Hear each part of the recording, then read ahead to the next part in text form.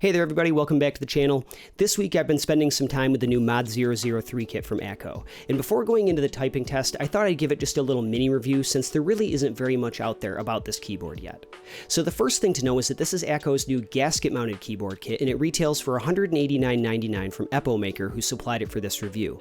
It's an 1800 layout, which is like a compact full size, and that's still very uncommon in the gasket-mounted space.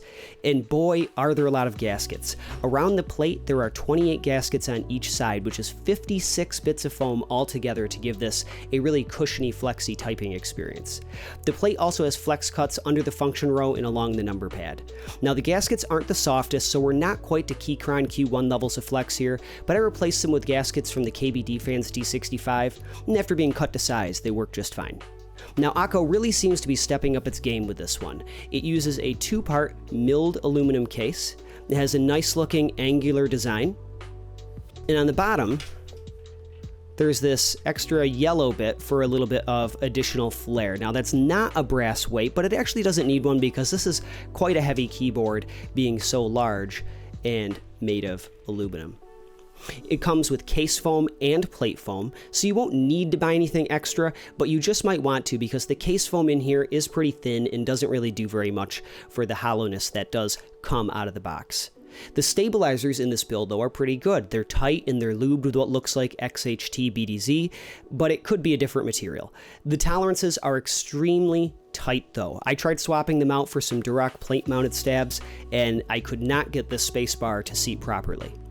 Now, since it uses hot swap sockets, building it up can literally be done in minutes. I found that it sounded hollow though, so I swapped out that case foam with 2mm of Noico Sound Dampener on the top, tapering down to 1mm on the bottom.